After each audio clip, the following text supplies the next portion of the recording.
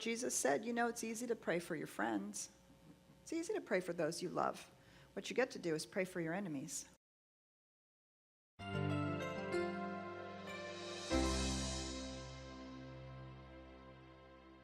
this is your opportunity to come up here and ask questions.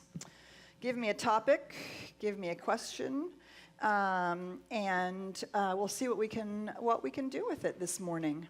So there you go. All right, come on up here. Please make sure you say your name, and then we'll just line up down the aisle there, and we'll get as many as we can. Everyone, my name's Dee Dee. I always talk about church. I always talk about CSLDallas, but I have people ask me what it is about, and I don't know exactly how to explain CSLDallas to people. So if you could help me out with that, that would be great, because I would love to share it. And I think a lot of people are thinking I'm Juju, and that's the kind of church I'm going to, and I'm trying to explain to them it's not exactly like that. So. Beautiful. Yes, we get this question a lot. Thank you for this fabulous question. And one of the things we do a couple times a year is we do something called Invitation to Message. And it's at a Sunday afternoon where we really talk about how do you talk about CSLDallas and the science of mind. And so when you see that coming across, if that's something that you want to learn how to do, please do take advantage of it. So there's a couple things that you can say. One is we're a spiritual center that's about spiritual living. I talk a lot about we are a positive, practical spirituality that meets where East and West spirituality meet. We draw from the teachings of the Gospels, and we draw from the teachings of Hinduism. And we marry those two into a positive, practical spirituality. It's the shortest answer I know. And then if they're really interested, right, then that will open the door. Awesome. Thank you. So hopefully that's helpful. And it's a great question. You know, the other thing that you can do is when somebody asks you about it, you can also share from what is the most important thing that you've learned here. So what CSLDallas is for me is I really learned to take responsibility for my life, and I really learned how to manifest it, or how to create the kind of life that I really want. Or I really learned how to heal myself, or I really learned that I wasn't alone, or I really learned about my oneness. Do you see, that will help also connect with people when you talk about not so much, you know, what it's theoretically about or theologically about, but what you have gained by being a part of it. All right, good question. Okay. Good morning. Good morning. Good morning, CSLDallas. Good morning. Hey, music department. Love you guys. I have a very important question. I'm sorry. I am Brian Edney. Yep. And I'm working on not being so introverted. I have a really important question. Does this shirt make me look fat? No, I'm just kidding. No, the truth is that it's not so much a question as is a thank you. And I'm just going to be very transparent. I am the face of overcoming adversities and obstacles. And I'm so proud of Dr. Petra because we're both from Pennsylvania. But I have been through a lot. And for so long I was angry, and I said I would never, ever. First of all, I'm a recovering preacher's kid. So the traditional theology just didn't work for me. But I just want to say thank you for you and Reverend Karen for being who you are, for showing a positive light around just, you know, women and the LGBTQ community and community of faith. And for a long time I was so angry at people who didn't look like me because of the oppression I saw out in the world. But when I embraced new thought, I realized that we really truly are one. We were one. And when I got rid of the anger and shed the anger, then the world opened up to me of infinite possibilities. And so I have to look at the world from a different viewpoint now, because you know, I have to see it through spiritual eyes and not human eyes. So I thank you so much for what you're doing here. I believe in giving people their flowers while they can smell them. And I thank you as a congregation for embracing me unconditionally with all of my foibles and isms. So thank you, thank you, thank you, and thank you. Yay.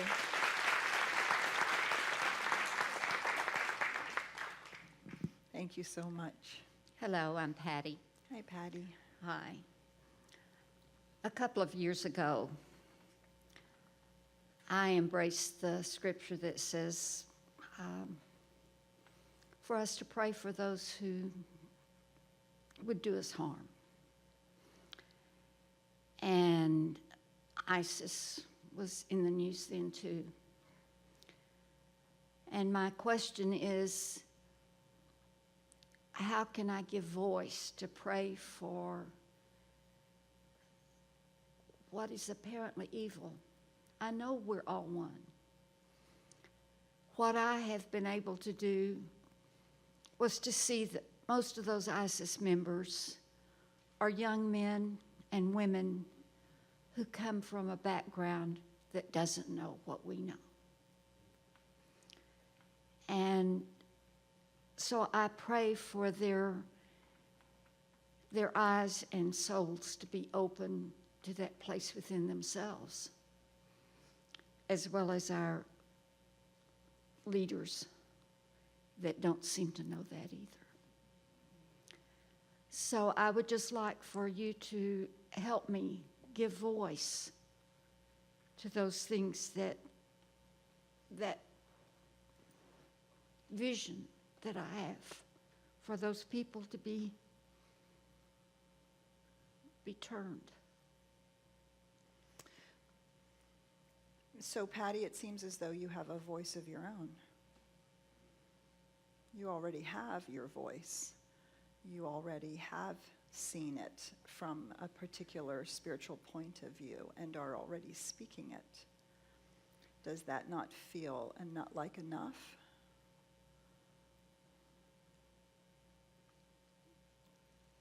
No, I'm still very sad. I don't feel the joy for all of humanity that I know is possible.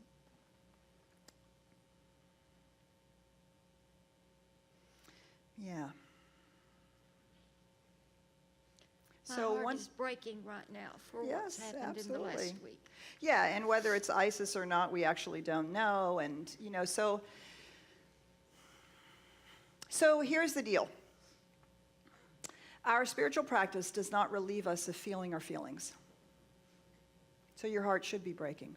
All of our hearts should be breaking.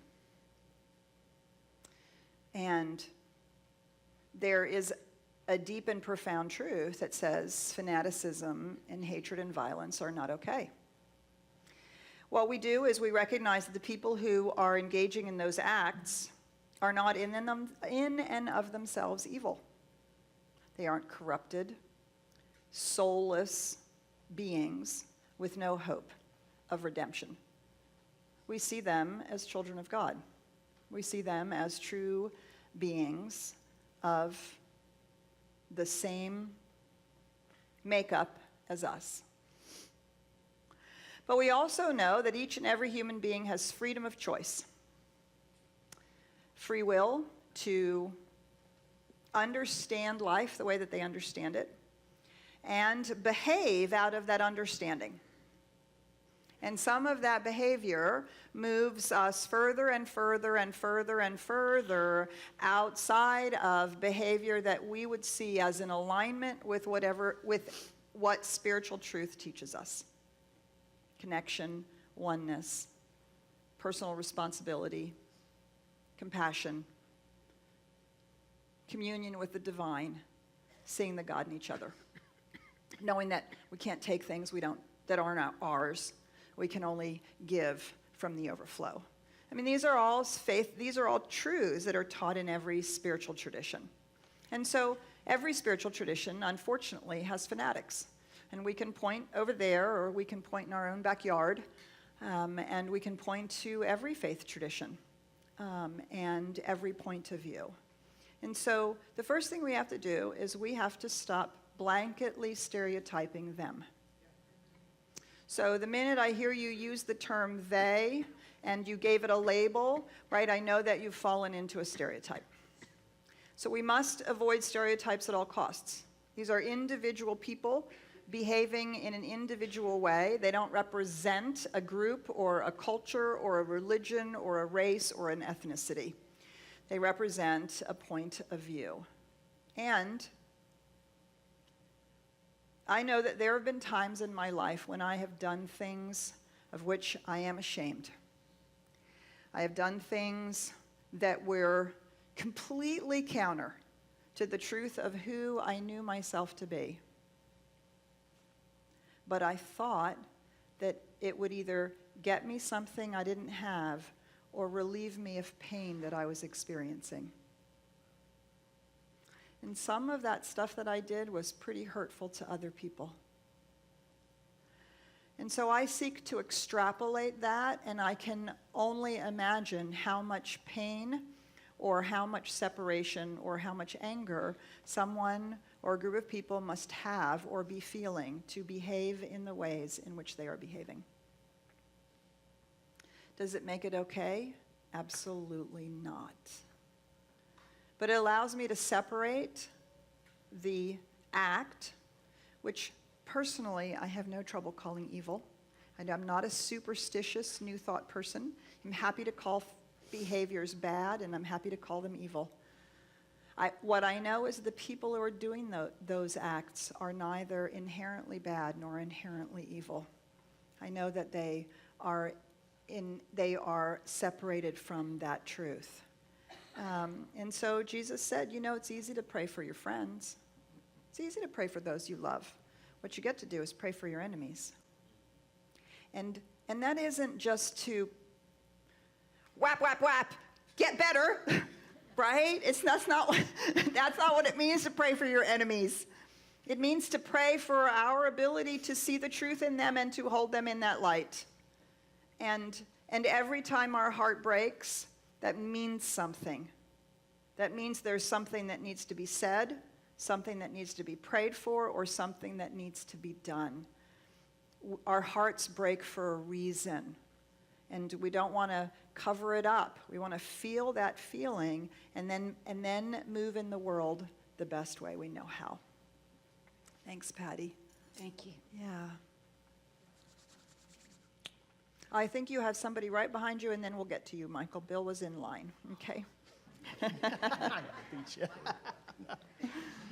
Hi, I'm Bill Holman. Hi, and Bill. All great teachers are great because they're always learning. What area of science of mind or spirituality that intrigues you that you would like to learn more about?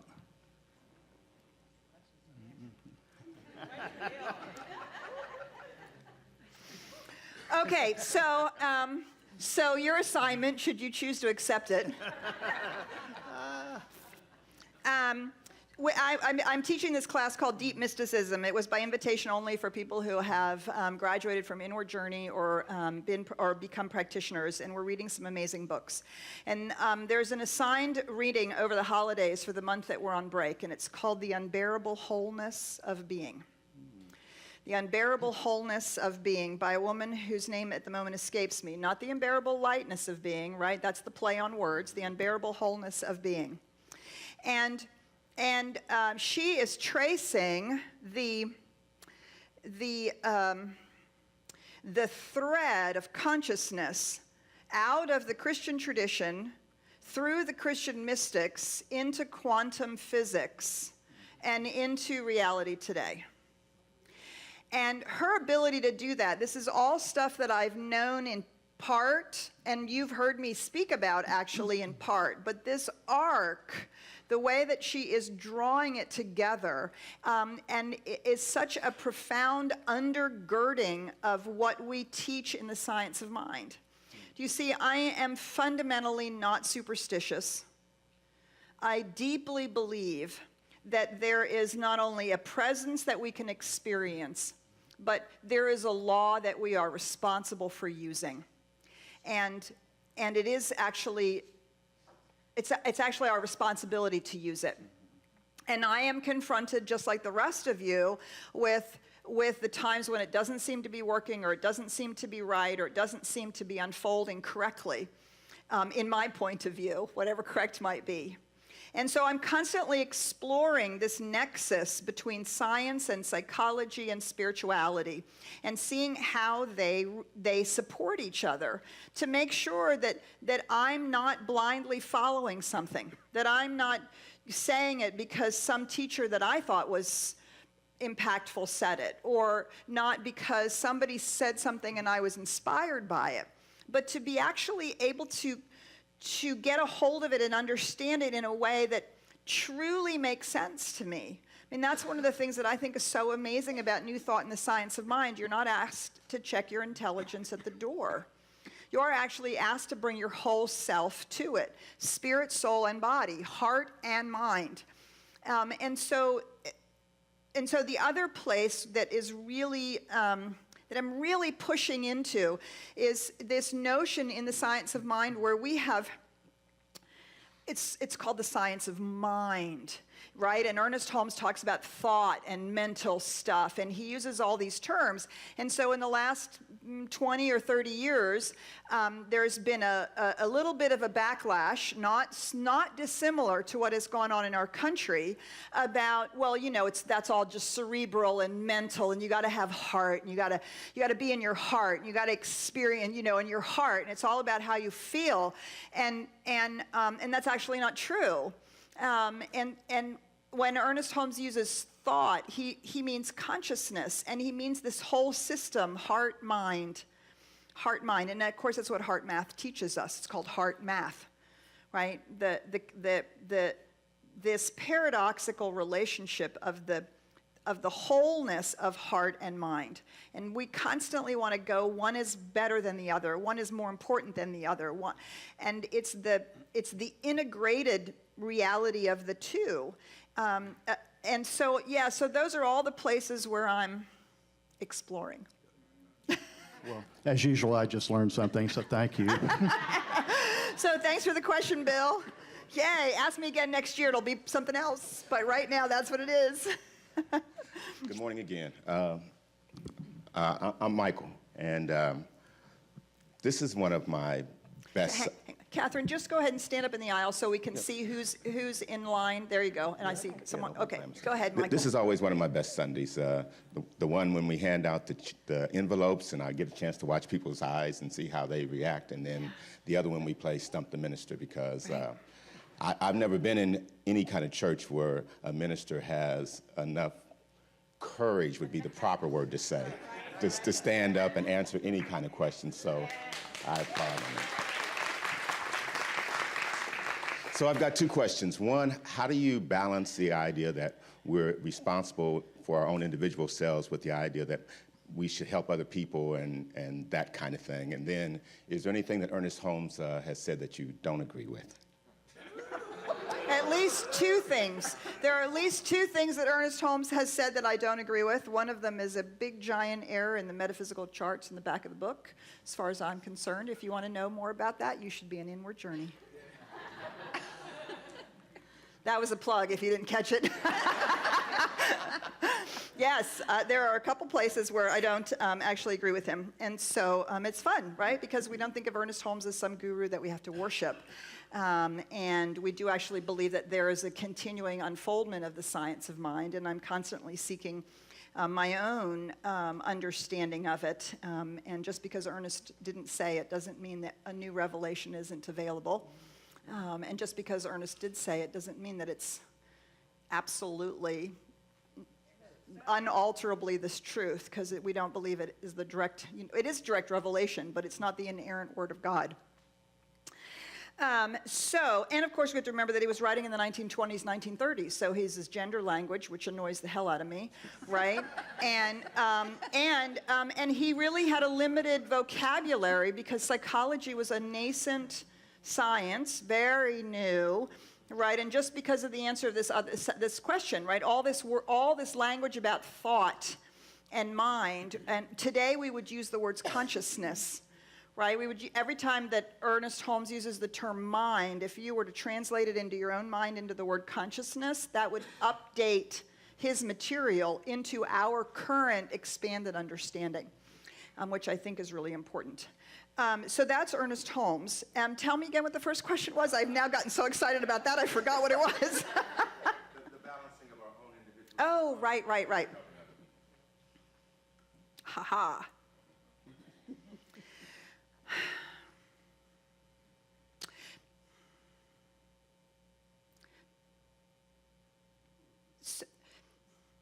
So I don't, so not, you know, it's always so challenging to draw an analogy.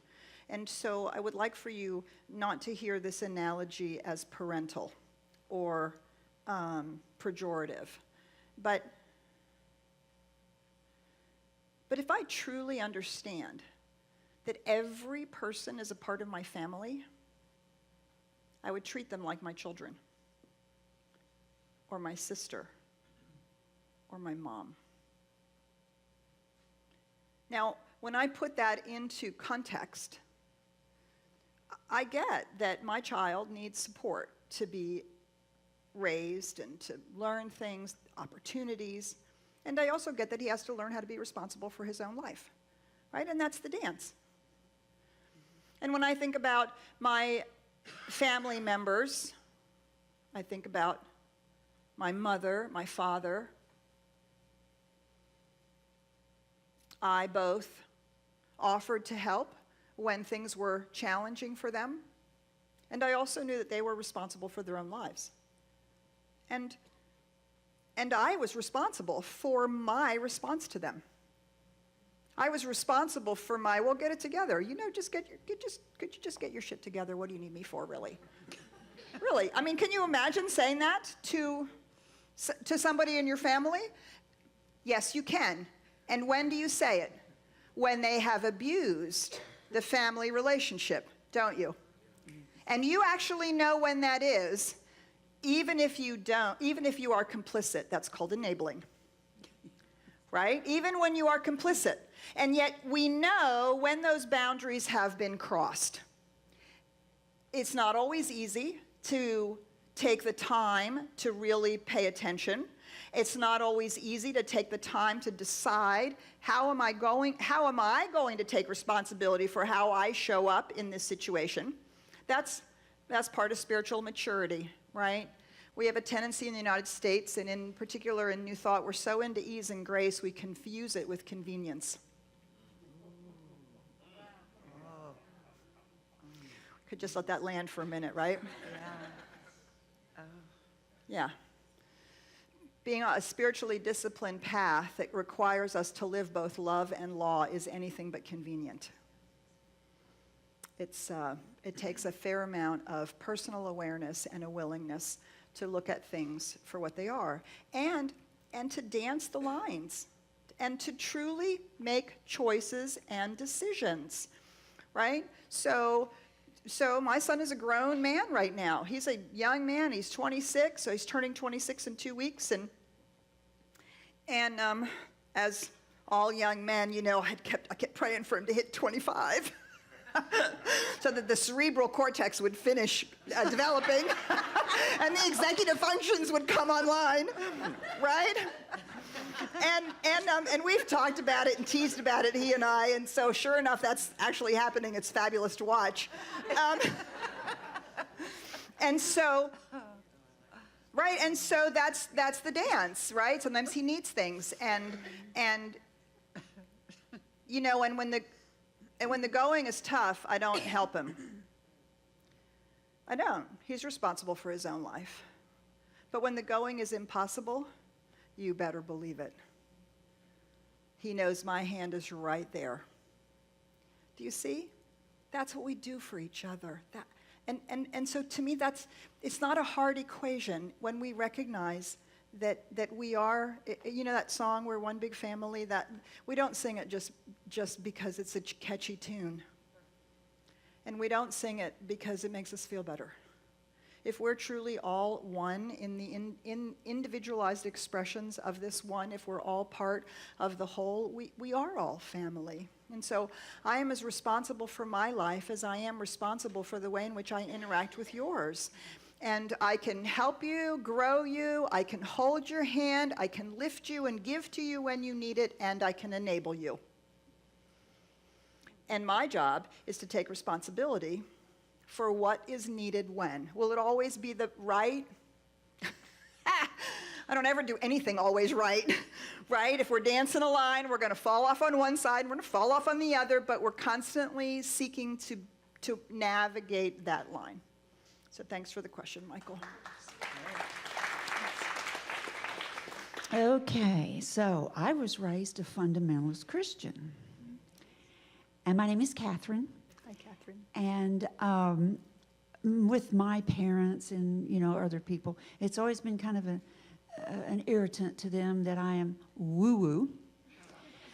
And so the big kicker is, where does Jesus fall in this? And so it's like, of course, when you're raised in that particular denomination, it's like Jesus is your Savior and the Good Shepherd. And then we're taught that God loves you.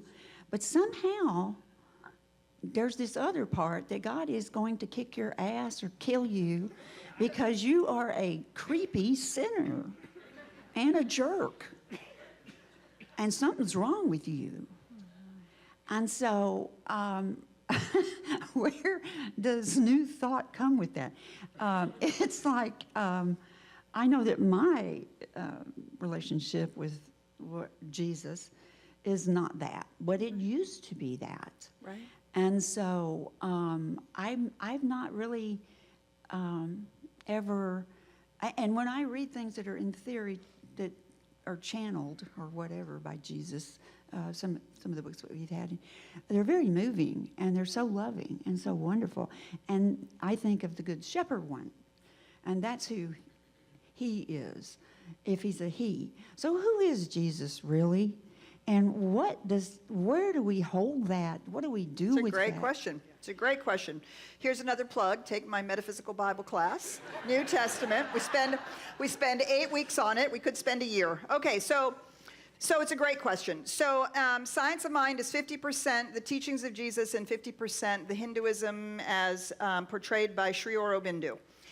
Heavily influenced by psychology, mental science, and science and the other religions. But if we go back to that first statement, the teachings of Jesus. So what New Thought in Science of Mind understands is that Jesus expressed, lived from that place of unified cosmic consciousness that we are all seeking. That we actually know is the truth of our being in some intellectual form, but have not yet fully embraced or fully engaged with on a day-to-day basis. And so the science of mind relies heavily on the actual teachings of Jesus. It is done unto you as you believe. Your faith has made you whole. Ask, believing you've already received, and you shall receive. These are the fundamental aspects of the teaching that teach us how to use the law. And then we observe his life. Who did he have lunch with? First of all, he was accused of being a drunkard and a partier. So he was clearly in love with the manifest body of God. And then who did he sit down at the table with? Oh, those women, tax collectors. And what do these people represent but the non-privileged, well, he called them the Pharisees, which was the name of a Jewish sect at the time. The people who look very religious on the outside, right? And so Jesus was always more interested in the intentionality behind it. So his Beatitudes his Beatitudes are all teachings of consciousness. The Lord's Prayer is a perfect prayer of consciousness. The problem is that then we got into the teachings about Jesus, right? And so when Christianity became the religion of the state, when Constantinople had his big conversion, and Christianity became when church and state got married, and the empire, so that influenced it. And then we had theologians that came along, so St. Augustine and Thomas Aquinas. And of course, everybody has direct revelation. The problem is we get direct revelation through us, through our own, right, filters. And so all of that began to impact things. And then, of course, then we had the Council of Nicaea and the Council of Trent. Well, they only had these councils because there were other ways of interpreting the scripture. Lots of people were interpreting it differently, so they had to have councils to decide what was the way to interpret it, right? And so over the hundreds of years, it became this And what we're teaching, what you learn today only is 400 years old. The version of Christianity that you learn today is only 400 years old. It's the product of the Reformation, the German Reformation, and the Scientific Revolution. And this notion that you have to believe in Jesus. Why? Because we now live in a fact-based scientific reality. And so you prove your spirituality by being able to believe in something as opposed to understanding how your beliefs affect reality. And so that's why, so this book, The Unbearable Wholeness of Being, is really, it's really an extraordinary unraveling of some of these things, really powerful, and then builds it into quantum physics. So Science of Mind and New Thought is enamored with Jesus and his teachings because we actually believe of him as a way shower and an example. I would not call him a shepherd. I think he was perfectly willing for us to go our own way. And for us to learn our own truths. I don't think that that he believed that he and actually he taught that until you were ready to actually do the hard work, that the seed would fall on barren soil. And so I think the shepherd long came later. And of course, okay, I can't give you the whole talk right now because then you have to think about how the Hebrews held him and that he was actually a Jewish rabbi and he was answering the Messiah call, and then you have to go all the way back to Isaiah and you have to see how, and so, you know, blah, blah, blah. So here's the thing. Go out and get the Jesus Seminar version of the Gospels. And the Jesus Seminar, they took all the things, you know, in the red letter edition of the Bible, everything is in red is supposed to be what Jesus said. And so they took that and they spent years in small groups of people using philology and linguistics and various studies like that to determine which was actually the teachings of Jesus and which might have been, because of course it was all oral history, right, and then translated into all these various languages and blah, blah, blah. So anyway, that will help. Okay, or take my 8-week class. And it's a great question, though. It's a great question. And I don't spend a lot of time teaching the teachings of Jesus because I did not get raised in that. I was raised in Catholicism. We weren't allowed to have our own Bibles. I completely understood the mystical Christ. I did not have any relationship with Jesus whatsoever until I actually got into Science of Mind. My source text is the Science of Mind textbook. So I don't teach a lot of the teachings of Jesus by itself, only in reference to how I understand the science of mind unfolds. Other people have very deep relationship with Jesus, and that's fabulous, and that's a fabulous thing. Okay, another question. We're going to just take these two. Okay, my name's Nelson. Hi, Nelson. So I'm just going to use this as an opportunity to try to get a better understanding of something that I'm working on. I'm taking 2 classes, and I have projects for both. And so in one of them, I've decided that I'm using a film canister as a way of showing what I've learned. My question is, and this is kind of more of a basic kind of question, is I look at that and I think, is that, and I guess it's because I don't really understand it, and would the canister itself be my conscious mind, or would that be, I guess I don't understand what subjective mind and... Yes, it's so good. I Okay. understand, and I don't know if the film itself, is that my conscious mind, or, but it's So- important to me to understand this. Absolutely.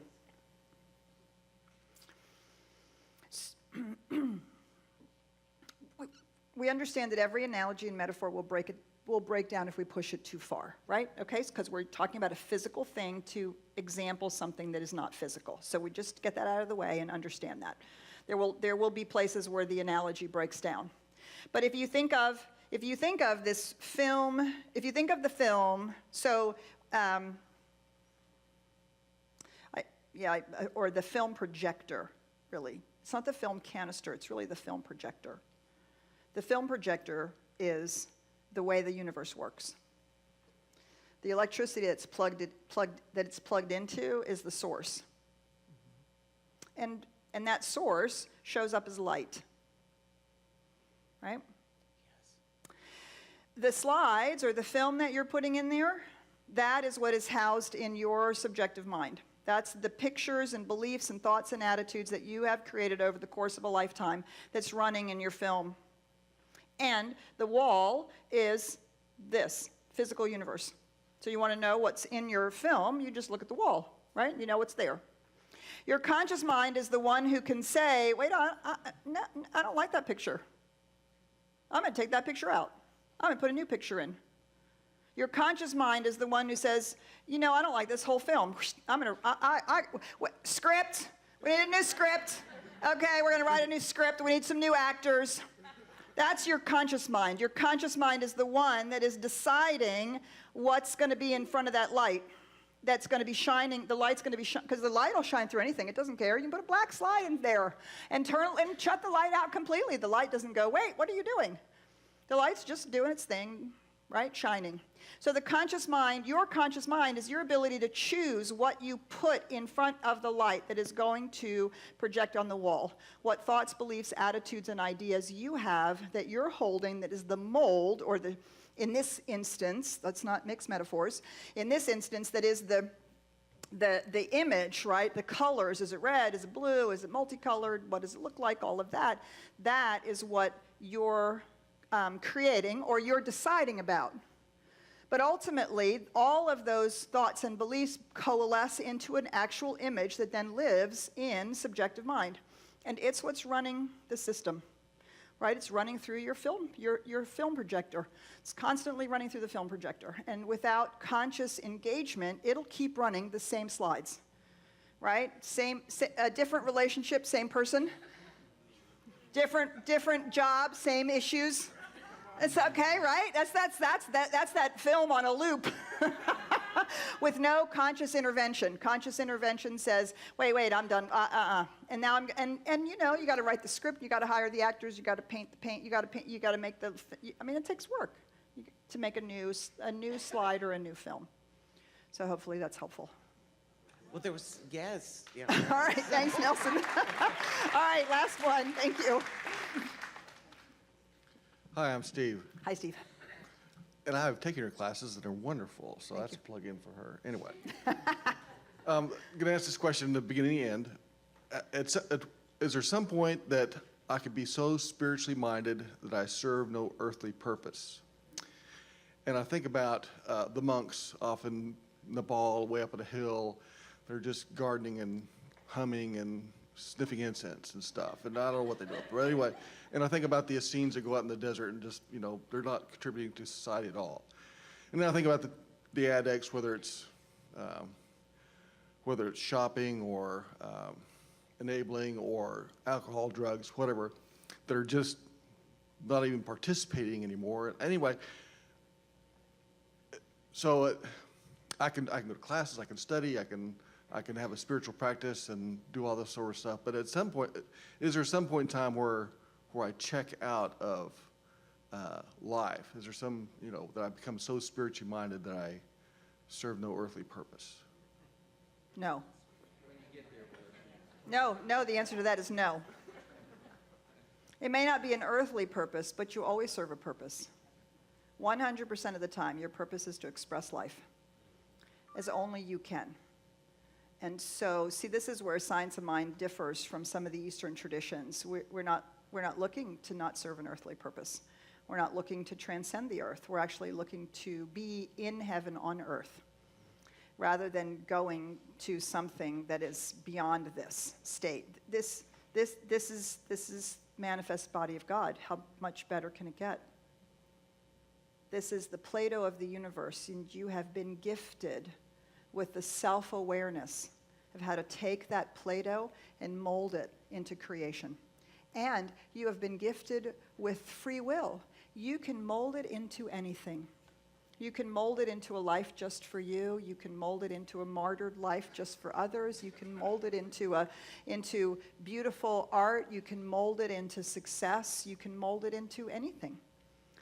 Right? We have the freedom to do that. And in the science of mind, we understand in our teaching symbol, right, that third portion there at the bottom is the manifest body of God, and it is contained within the circle that represents the allness and the wholeness of it all. So we're not trying to overcome the physical manifestation. We're trying to recognize that it is the playground, it is the expression of life itself. So absolute, undifferentiated reality. Okay, so Michael, here's one of the places where I disagree with Ernest Holmes. Absolute undifferentiated reality, which is the potential for all things, can't actually be self-aware because there's nothing to be self-aware of because there's only itself. How do you know that you're self? Unless there is something that is other than you. But if you're the vast infinite isness that is everything, there is no sense of self. So I have a real issue when Ernest Holmes says that. Anyway, but I think what he means is that the infinite universal ultimate reality has a self when it individualizes as self-consciousness. By definition, self-consciousness has to be individualized. It has to have a sense of separation, or it wouldn't be individualized. And the moment that we postulate an infinite creativity without creation is ridiculous, right? An infinite creativity for what? Just to be? There's no creativity in that. So the moment that we postulate this infinite ultimate reality that is constantly forever moving into its self-expression, we instantly have creation. So Science of Mind says creation is always and forever going on. It never started and it will never end. It is as eternal as this infinite reality itself. And so at some point, this body will cease to function as well as it could in the physical plane because it is designed to change. Your spirit is not. That which is sourced from the infinite presence is the eternal, deathless, changeless part of you. And so Science of Mind teaches that when this body is laid down, you'll go on as an individualized expression, and you will manifest and create in some other form or fashion on some other plane. And you will do that for eternity, because while you are doing that, you are God expanding and becoming more of itself, of the beingness that it already is. So your purpose will never be complete because you will always be you. Always.